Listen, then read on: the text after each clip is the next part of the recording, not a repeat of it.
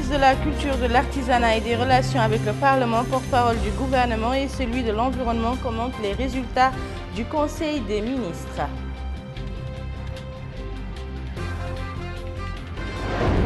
Le Premier ministre reçoit l'envoyé spécial du gouvernement irlandais.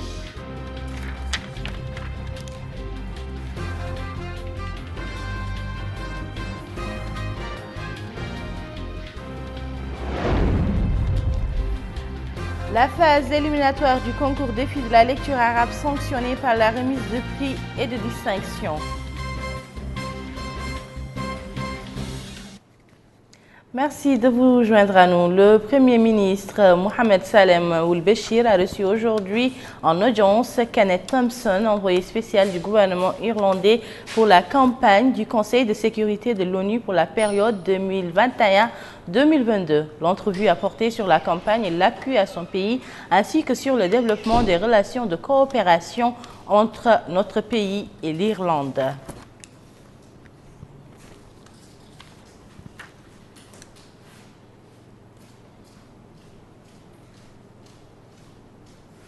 À l'issue de l'audience, l'envoyé spécial irlandais s'est confié à la presse nationale. Nous l'écoutons. Le gouvernement irlandais pour notre campagne pour le Conseil de sécurité en 2021-2022. C'est un moment très important pour nous parce que c'est le centenaire de la fondation de l'État d'Irlande, qui était dans le passé un pays colonisé comme la Mauritanie. Et maintenant, c'est un bon moment pour montrer qu'Irlande, encore une fois, c'est un membre de pleine puissance dans les Nations Unies et pour montrer notre volonté pour faire aider les autres pays, pour représenter les intérêts de la généralité des pays dans le monde. Nous avons le plein appui de l'Union européenne parce que nous allons être, avec la France, les seuls membres de l'Union européenne dans le Conseil de sécurité à ce moment. Pour nous, c'est important. Nous avons jusqu'à maintenant très peu de relations avec la Mauritanie, mais nous étions d'accord d'établir des relations à travers de l'ambassade de la Mauritanie à Londres et à travers de notre ambassade à Rabat, ici à Nouakchott. Vous l'avez sans doute suivi hier dans son intégralité. Le point de presse hebdomadaire était l'occasion pour le ministre de la Culture, de l'Artisanat et des Relations avec le Parlement, porte-parole du gouvernement, de commenter les résultats du Conseil des ministres, mais également de répondre aux questions des journalistes.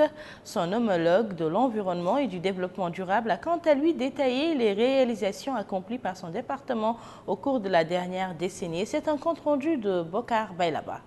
Le ministre de l'Environnement et du Développement durable, Amédi Camara, a passé en revue le bilan des réalisations accomplies par son département au cours de la décennie écoulée et les perspectives relevant que le secteur de l'environnement a mis en place un document touchant plusieurs axes. Il a relevé au sujet des politiques et stratégies que le gouvernement a mis en œuvre ses engagements par rapport aux conventions multilatérales et bilatérales à travers les sommets et rencontres internationaux auxquels la Mauritanie a participé. Amédi Camara a souligné que dans le domaine des accords et traités bilatéraux, un protocole de l'accord a été signé entre la Mauritanie et le Mali le 28 juillet 2015 sur la réintroduction d'animaux et de plantes disparus ou en voie de disparition et la signature d'un certain nombre de protocoles d'entente et de protocoles de coopération et d'accords avec un certain nombre de pays.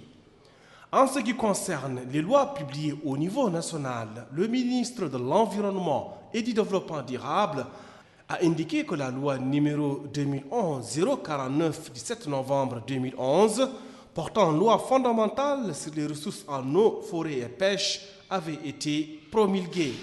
En réponse à la question relative aux appels à l'enregistrement de la colonie mauritanienne au Sénégal sur la liste électorale, le ministre de la Culture, de l'Artisanat et des Relations avec le Parlement, porte-parole du gouvernement, Maître Sidi Mohamed El Maham, a indiqué que ce sujet est intéressant et que les gens ne comprennent pas que cette colonie est mobile et en mouvement permanent entre les deux pays.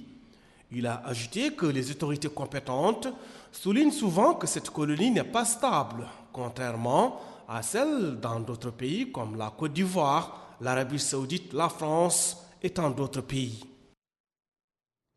Les rideaux sont tombés sur la phase éliminatoire du concours défi de la langue arabe. Les 10 élèves retenus sont issus de 45 000 autres qui avaient participé à cette compétition dont la phase finale aura lieu à Dubaï. Abdullah Damaba. Les 10 premiers du concours défi de la lecture de la langue arabe sont connus. Il s'agit de Mnasser Mintmamina du lycée de Nouadhibou qui occupe la première place. Elle est suivie par Théovic Mohamed Ahmed aussi du lycée de Nouadhibou. Houda Mohamed Mahmoud du lycée arabe de Nouakchott arrive en 3e position. Mariam Mohamed Lemine du lycée d'Atar arrive en 4e position. Lamrabat Mohamed Mokhtar du lycée d'Ayoun occupe la 5e position. 55 élèves, dont 45 viennent des wilayas de l'intérieur du pays, ont participé à ce concours. Madame Maaziza Mint Mahfoudoul Kourbali, secrétaire générale du ministère de l'Éducation nationale et de la formation professionnelle, est revenue sur les vertus de la lecture qui constitue, dit-elle, un patrimoine culturel humain. Elle a ensuite indiqué que la Mauritanie a adopté le projet de la lecture de la langue arabe qui, dit-elle, est en harmonie avec la vision du président de la République, Mohamed Ould Abdelaziz, dans le domaine de l'éducation, du développement de l'individu et de la société. L'inspecteur Tahar Ould Ahmed, superviseur national du projet, a affirmé que ce concours est préparé par un groupe d'enseignants rompus à la tâche qui ont supervisé sa mise en œuvre à tous les niveaux et dans tous les différents établissements scolaires concernés. À son tour, le représentant et secrétaire général du projet, Mohamed Sabarek, a salué les efforts déployés par la Mauritanie pour assurer la réussite de cette compétition qui s'est manifestée, dit-il, par un taux de participation sans cesse croissant. Le superviseur national du projet dans notre pays a été primé lors de cette cérémonie en qualité de meilleur superviseur. Le lycée arabe de Nouakchott a aussi été distingué comme meilleure école au vu du nombre de participants. Les lauréats ont reçu leurs médailles et attestations des mains des personnalités qui ont pris part à cette cérémonie de clôture. Ces 10 premiers vont représenter notre pays aux phases finales de cette compétition qui vont se tenir à Dubaï, aux Émirats arabes unis. Le groupement national des associations des coopératives agropastorales en Mauritanie a organisé un atelier destiné à examiner les activités du groupement liées au projet de la gouvernance immobilière améliorée pour la prospérité partagée dans le bassin du fleuve Sénégal. Cette activité a pour objectif de renforcer la gouvernance immobilière dans le bassin du fleuve Sénégal et à contribuer au développement économique et social de la zone à travers les retombées des activités agropastorales. L'université de Nouakchott Al-Asriya a abrité hier un colloque international sous le thème « Quel modèle économique sur l'entrepreneuriat féminin au Maghreb et au Sahel, enjeux et perspectives ». Cette activité s'est poursuivie aujourd'hui. Elle devra contribuer à l'élaboration d'un plan d'action susceptible d'aplanir les obstacles devant l'entrepreneuriat féminin. Et nous restons toujours avec Abdullah Damaba. 11 pays issus du Maghreb et du Sahel prennent part à ce colloque dont l'objectif est de définir et promouvoir l'entrepreneuriat féminin. Des chercheurs et professeurs issus des espaces maghrébins et sahéliens et venus d'ailleurs participent à ce colloque au cours duquel des thématiques liées aux différents modèles économiques et pratiques entrepreneuriales féminines vont être discutées. Cet événement offre l'opportunité d'échanger sur l'importance de l'entrepreneuriat féminin. Compte tenu de l'importance de cette composante dans la population, il est certain que toute politique de soutien à la dynamique de l'entrepreneuriat féminin constitue un facteur important de promotion et de renforcement de la croissance et surtout de lutte contre la précarité, compte tenu que les femmes sont comptent généralement parmi les groupes les plus défavorisés. Donc c'est là donc une opportunité d'échange qui formulera aussi des recommandations sur comment promouvoir et renforcer cette dynamique de l'entrepreneuriat féminin. Ces rencontres Montre l'importance que prend à l'heure actuelle l'entrepreneuriat dans le développement économique des pays émergents comme la Mauritanie. Vous avez ici des gens qui viennent d'un peu les différentes parties du monde et qui sont tous venus collaborer à ce colloque extrêmement important qui, j'espère, permettra de faire progresser la connaissance de l'entrepreneuriat féminin en Afrique. Rappelons que ce colloque s'étale sur 3 jours. Et pour plus d'informations sur ce colloque international sur l'entrepreneuriat féminin au Maghreb et au Sahel, nous recevons ce soir sur ce plateau Dr Néné Oumou Defa Kane, professeur à la faculté des sciences juridiques et économiques de l'université de Nouakchott Al Asriya. Professeur, bonsoir. Bonsoir. Merci d'avoir répondu à notre invitation. Ce colloque international a été convoqué par votre faculté. Pourquoi avoir retenu comme thématique l'entrepreneuriat féminin? Merci Aminata, merci pour l'invitation et surtout pour l'intérêt. En fait, quand on parle de l'entrepreneuriat féminin à travers le monde, on parle de 163 millions déjà de femmes entrepreneurs qui sont engagées dans l'entrepreneuriat. Elles généreraient dans le monde 12 millions d'emplois. Mais maintenant, quand on va au niveau de l'Afrique subsaharienne, quand on parle de l'entrepreneuriat féminin, on parle effectivement d'un entrepreneuriat de nécessité. Quand on regarde un tout petit peu la littérature essaie de dire que ces femmes qui entreprennent en Afrique sont entreprenantes sans avoir le statut d'entrepreneur, tant leurs activités sont petites. Et pourtant, quand on regarde, les observations montrent aussi que ces femmes sont actives et qu'elles génèrent autant d'emplois, effectivement, au niveau de l'Afrique. Aujourd'hui, il est communément admis qu'à travers l'Afrique, que l'entrepreneuriat féminin est un atout considérable pour l'économie de l'Afrique. Les statistiques sont assez parlantes. On a à peu près 55% au niveau, selon la Banque mondiale, les femmes contribueraient, l'entrepreneuriat féminin contribuerait, par exemple, à 55% au PIB. Donc, ce qui veut dire que c'est important. Voilà le pourquoi. Donc, quels sont les objectifs de ce colloque? Les objectifs sont assez énormes. Ouais. D'abord, c'est un colloque qui réunit plus de 11 nationalités, plus de 30 participants qui viennent à travers le monde. C'est des universitaires, c'est des praticiens, des entrepreneurs qui viennent un peu partout à travers le monde. L'objectif, c'est déjà, dans un premier temps, c'est de faire un état de lieu de l'entrepreneuriat féminin, tant au Maghreb, dans le contexte maghrébin, comme dans le contexte sahélien. Ensuite, c'est de permettre pour une première fois que les universitaires que nous sommes, nous faisons de la recherche, nous produisons de la recherche, nous produisons des articles, des ouvrages scientifiques, mais rarement ce dialogue existe entre nous, scientifiques, et les autres praticiens. Donc pour la première fois, on permettra donc les entrepreneurs, les universitaires, l'écosystème entrepreneurial et les universitaires de se réunir autour d'une table et de discuter donc des problèmes de l'entrepreneuriat féminin. Le dernier point qui n'est pas le moindre, c'est surtout d'aboutir à terme effectivement d'un modèle économique à succès qui pourrait générer plus de valeur, plus bien entendu de richesse et qui permettrait de générer plus d'emplois effectivement dans notre contexte africain. Vous aviez parlé tantôt de recherche. Sans doute, des recherches ont été menées par votre faculté sur la problématique de l'entrepreneuriat féminin dans l'espace maghrébin et sahélien. Qu'est-ce que ces recherches ont démontré en termes d'opportunités et d'obstacles? Énormément. J'ai publié l'année dernière un ouvrage qui porte sur la problématique de l'entrepreneuriat féminin en Mauritanie. Alors, c'est une étude qui est composée de 2 parties, une partie théorique qui veut dire donc une partie littéraire carrément, donc qui relève de la littérature et donc d'un cadre conceptuel, et une partie aussi qui relève d'une étude empirique, donc du terrain. Je suis partie d'un modèle qu'on appelle un modèle de Shapiro. Donc le modèle de Shapiro, c'est un modèle anglo-saxon qui a été développé aux États-Unis, donc que j'ai appliqué, bien entendu, en l'adaptant dans le contexte mauritanien. Alors, il se passe que les déterminants qui poussent ou qui favorisent ou qui inhibent l'entrepreneuriat féminin sont multiples. Parmi les déterminants qui pourraient, par exemple, on a des motivations qu'on appelle des motivations pull, c'est des motivations positives. On a d'autres motivations, c'est des motivations push, c'est des motivations négatives. Par exemple, on a une femme, par exemple les jeunes ou des femmes qui créeraient des startups à l'issue d'une formation. C'est un déclic, ça crée un déclic entrepreneurial. Donc, pool, c'est tout ce qui créerait un déclic, mais de façon positive. Et donc, bien entendu, c'est un engagement délibéré. C'est un choix délibéré. C'est de dire, moi, j'ai opté pour l'entrepreneuriat.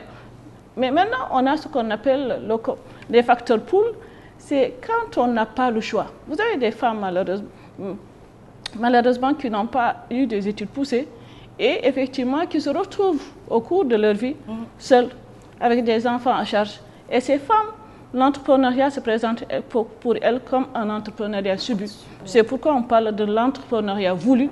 C'est une volonté, c'est délibéré, c'est voulu carrément. Ouais. Et on parle aussi de l'entrepreneuriat subi. C'est un entrepreneuriat de contrainte et qui s'oppose à l'entrepreneuriat d'opportunité. D'accord. Quel avantage offre cette rencontre aux femmes entrepreneurs maghrébines et sahéliennes en général et les mauritaniennes en particulier? Alors cette rencontre qui a commencé depuis hier à 9h a offert beaucoup de perspectives. Les femmes mauritaniennes, les entrepreneurs qu'on a invités, donc qui exposent, en ont beaucoup parlé.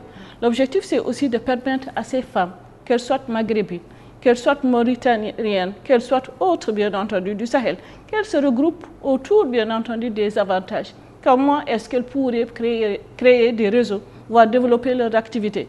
Il va sans dire qu'aujourd'hui, bien entendu, quand on parle d'entrepreneuriat féminin, on parle aussi des difficultés, on parle d'obstacles. Les femmes ont des difficultés à obtenir des crédits.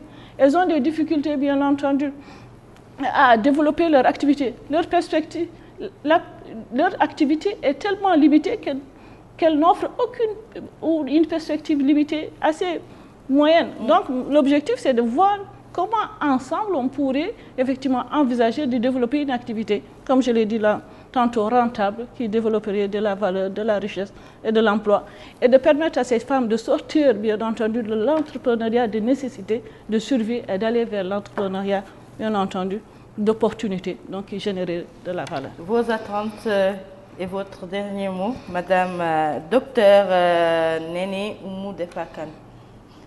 Alors, des attentes, c'est que nous souhaiterions que l'entrepreneuriat féminin soit valorisé. Oui. Il l'est déjà, sorry. Désolée. Donc, je souhaiterais également qu'on appuie l'entrepreneuriat féminin, soutenir surtout le secteur informel. On a tendance, quand on parle de l'entrepreneuriat, de parler du secteur formel qui génère à peu près 5% d'emplois, alors que tandis que le secteur informel génère plus de 130% d'emplois selon les statistiques. Pourquoi ne pas soutenir ces femmes en vue, bien entendu, de permettre de quitter ce cercle vicieux et donc d'aller vers un entrepreneuriat où, effectivement, favoriser ce passage entre l'entrepreneuriat de survie et vers l'entrepreneuriat d'opportunité. Merci beaucoup, Docteur Néné Oumou Defa Kane, qui était donc notre invitée ce soir du journal. Elle a répondu aux questions de la rédaction francophone qui était axée sur l'entrepreneuriat féminin. Bien entendu, le colloque se poursuit et demain, Inch'Allah, il sera clôturé. Ils sont à l'hôtel Touela. Toutes les femmes qui veulent y participer peuvent s'y rendre demain, Inch'Allah. La suite de ce journal avec la calligraphie, qui est un art et un métier qui procure des sources de revenus à bon nombre de jeunes qui s'adonnent de plus en plus à cette activité. Le nombre des ateliers de calligraphie a connu ces dernières années une croissance soutenue en raison de la forte sollicitation. Et c'est un reportage de Melika Nekli. Un art utilisé au quotidien pour les affiches, banderoles, pancartes, lors de campagnes de sensibilisation dans le domaine de la publicité et bien plus encore à la veille de campagne électorale. Les calligraphes ont du pain sur la planche. La demande est telle en période d'élection qu'ils travaillent d'arrache-pied, de jour comme de nuit, pour satisfaire la demande. Les enseignes de calligraphes poussent alors comme des champignons en période électorale. Les calligraphes vont rivaliser à qui mieux afin de booster la promotion de tel ou tel candidat. C'est un créneau porteur. Très nombreux sont les jeunes qui travaillent dans ce domaine. Être calligraphe est un métier noble, dit-il. Les clients peuvent être des entreprises, sociétés ou boutiques. Tous nécessitent d'avoir des enseignes ou pancartes. Malheureusement, l'on dit bien que nul n'est prophète en son pays. C'est sans doute la raison pour laquelle certains candidats aux élections feraient faire leurs affiches à l'étranger, alors que nous faisons le même travail avec la même dextérité et pour une somme nettement moins chère. Cet hôte regrette également que certaines personnes préfèrent faire ce travail à l'étranger comme si les Mauritaniens n'étaient pas en mesure de l'effectuer, ce qui est totalement faux. De ce fait, nous n'avons pas la masse de travail à laquelle nous devrions faire face. Celui-ci souligne que le domaine de la publicité marche très fort en Mauritanie. Auparavant, les clients se rendaient à l'étranger pour réaliser celle-ci. Mais depuis les dernières élections, nous avons remarqué que ceux-ci ont compris que cela pouvait se faire sur place et que nous avions des équipements sophistiqués et les moyens nécessaires. Des milliers de jeunes s'adonnent à ce métier et nous aimerions que le gouvernement nous appuie en cela. Les jeunes qui travaillent dans ce métier évoluent, leurs compétences sont renforcées. Là où le bas blesse, c'est le manque de confiance qu'ont certains en l'expertise mauritanienne. Un travail de qualité made in Mauritania. Être calligraphe est un métier, comme tant d'autres, qui permet la création d'emplois et donc la résorption du chômage dans la frange de la jeunesse, pour peu que le citoyen mauritanien, la société, les entreprises lui donnent sa chance. Voilà, qui est bien du Melik Nekli, la société mauritanienne doit donner la chance à tous ses fils qui travaillent pour le développement du pays. Voilà qui met fin à ce journal. Mais avant de nous quitter, le rappel des titres. Le ministre de la Culture, de l'Artisanat et des Relations avec le Parlement, porte-parole du gouvernement, et celui de l'Environnement, commente les résultats du Conseil des ministres.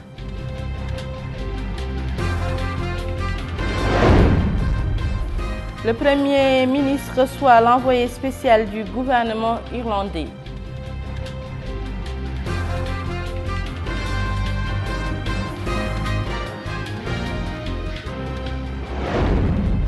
La phase éliminatoire du concours défi de la lecture arabe sanctionnée par la remise de prix et de distinction.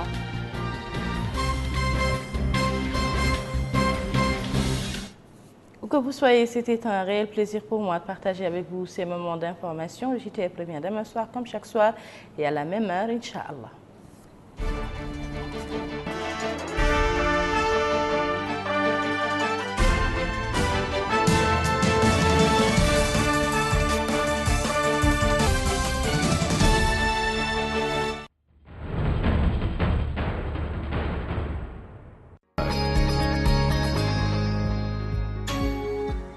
La Société mauritanienne d'électricité a mis en œuvre au cours des dernières années des mesures importantes en vue de faciliter l'accès à l'énergie électrique en moindre tension en faveur des investisseurs privés dans le cadre de l'effort national visant l'amélioration du climat des affaires en Mauritanie. Parmi ces mesures, la création d'un guichet unique de raccordement électrique en moindre tension regroupant en un seul endroit toutes les structures intervenant dans le processus. Simplification des procédures et mise à disposition du personnel et des équipements. Toutes ces actions, entre autres, ont permis d'optimiser sensiblement les délais et les coûts de raccordement en moindre tension. Les délais de raccordement sont ainsi passés de 76 jours avant 2015 à 31 jours pour les postes maçonnés et 11 jours pour les postes blocage depuis 2017.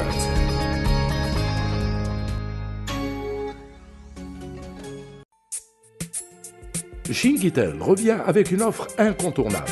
À partir du 23 janvier 2018, découvrez le nouveau Wi-Fi mobile pour partager votre connexion Wi-Fi mobile en illimité et naviguer en toute liberté. À seulement 3500 Nouvelo Guia, avec un mois de connexion offert, une solution stable et une connexion illimitée, l'appareil contient en plus une batterie rechargeable pour rester connecté où que vous soyez, dans vos maisons, vos petites et moyennes entreprises et même dans vos petits commerces. Pour en bénéficier, c'est facile. Pour les entreprises, souscrivez à un abonnement mensuel Wi-Fi mobile à 1250 Nouvelo Guia par mois. Pour les particuliers, rechargez votre compte pour 30 jours de connexion Wi-Fi illimité à seulement 1500 Nouvelo Guia. C'est génial! Offre disponible dans toutes les agences Chinguitel. Pour plus d'informations, contactez notre service client au 122. Chinguitel, plus que vous n'imaginez.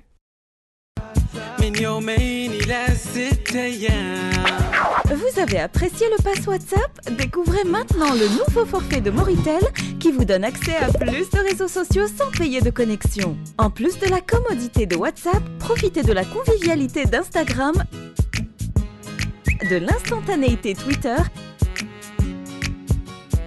et de la liberté de Facebook dans un seul forfait. Les forfaits gratis médias sont disponibles en 3 formules. Passe 2 jours à 20 ouguiyas, passe 4 jours à 30 ouguiyas et passe 6 jours à 50 ouguiyas. Pour activer le forfait gratis média, tapez étoile 123, étoile, le code de la carte de recharge, étoile 5 dièse. Moritel, meilleure couverture 3G en Mauritanie. Parce que pour nos clients Mauritanie, chaque seconde compte, les offres Atay de Chinguitel sont de retour. Valables vers tous les opérateurs nationaux pendant 3 jours. Atay avec 200 secondes de communication, 20 SMS et 20 MB de connexion Internet à seulement 10 nouvelles ouguiyas. Pour activer le service Atay, composez étoile 5 9 0 étoile 3 1 0 0 dièse. Atay Plus avec 450 secondes de communication, 45 SMS et 45 MB de connexion Internet à seulement 20 nouvelles ouguiyas. Pour activer le service Atay Plus, composez étoile 5 9 0 étoile 3 2 0 0 dièse. Atay Plus Plus avec 700 secondes de communication, 70 SMS et 70 MB de connexion Internet à seulement 30 nouvelles ouguiyas. Pour activer le service Atay Plus Plus, composez étoile 5 9 0 étoile 3 3 0 0 dièse. Avec Chinguitel, profitez de chaque seconde. Chinguitel, plus que vous n'imaginez.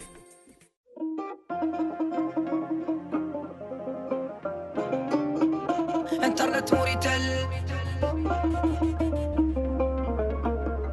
انترنت موريتل عروض ساخية لا تعطيك الحل من باب الهدية في التغطية الأشمل للنت القوية رقبنا ساحل تل وليد الشرقية عرض قراتينات بالسرعة العالية إياك اللي تمونك 100% يا الزبون الصنت وافهم القضية عرض قراتينات من باب الهدية انترنت موريتل عروض ساخية لا تعطيك الحل من باب الهدية التغطية الأشمل للنت القوية رقبنا ساحل تل وليد الشرقية. Profitez en ce moment du bonus 100% sur les forfaits Gratinet. Avec le bonus 100% Gratinet, vous bénéficiez du double du volume d'Internet.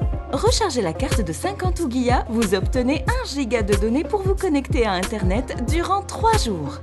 Le bonus 100% Gratinet est valable pour les cartes de recharge de 50 ouguiyas à 1000 ouguiyas. Moritel, la meilleure couverture 3G de Mauritanie.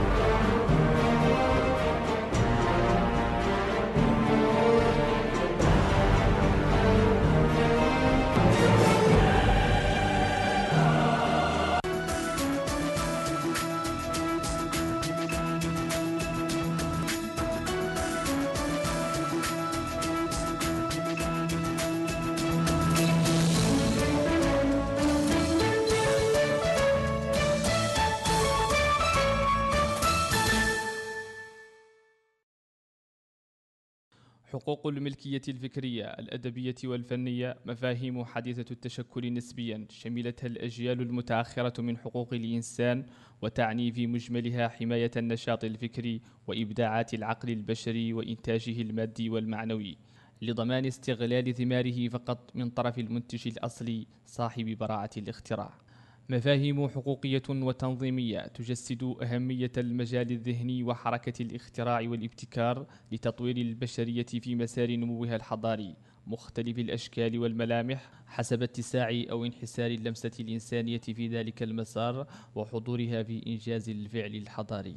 نهاية القرن التاسع عشر وبداية العشرين أدرك المشرع الدولي ضرورة الحماية الملكية الفكرية تماما كما الملكية الصناعية وضبطها باتفاقيات دولية، وأنشئت مؤخرا المنظمة العالمية لحماية الملكية الفكرية لتنظيم التكامل الإيجابي في خضم التنافس الفكري والمعرفي المتسارع. تضم المنظمة نحو 200 دولة حول العالم وتعمل على رعاية الحقوق الأدبية والفنية والبرامج الإلكترونية والعلامات التجارية، فضلا عن التصاميم والإبداعات الاقتصادية. موريتانيا عضو في المنظمة العالمية للملكية الفكرية، وعضو كذلك في المنظمة العالمية للتجارة، ووقعت على عدة اتفاقيات من شأنها صيانة وحماية المصنفات الأدبية والفنية. موريتان وقعت على اتفاقية برن، هي أم الاتفاقيات المتعلقة بحماية المصنفات الأدبية والفنية. وقعت كذلك على اتفاقية باريس المتعلقة بحماية الملكية الصناعية، وعضو كذلك، هي عضو كذلك موقع عضو هذه الاتفاقيتين تداران من طرف المنظمة العالمية للملكية الفكرية. الدولة الموريتانية في هذا التوجه وقعت جملة من الاتفاقيات فيما يتعلق بالملكية الصناعية بالتحديد، وأهم هذه الاتفاقيات اتفاقية بانغ لسنة 1973 على ما أعتقد، واتفاقيات أيضا دولية أخرى واتفاقيات إقليمية في هذا المجال. طبعا الملكية لا يوجد قانون للملكية الصناعية في موريتانيا بشكل خاص، بخلاف الملكية الفنية والأدبية التي يوجد عندها قانونها الخاص. وفي هذا المجال ما يتعلق بالملكية الصناعية والفنية، الدولة تنظم من خلال اتفاقيات دولية وقعت الدولة الموريتانية، منها ما هو إقليمي ومنها ما هو دولي بشكل عام. ولتأكيد الخصوصية الموريتانية في هذا المجال، قام المشرع الموريتاني انطلاقا من هذه الاتفاقيات بتنظيم ضوابطه التشريعية الخاصة طبقا لمميزاته وبيئته الإنتاجية والإبداعية. تم إصدار القانون 2012 17 يوليو 2012. يهدف هذا القانون إلى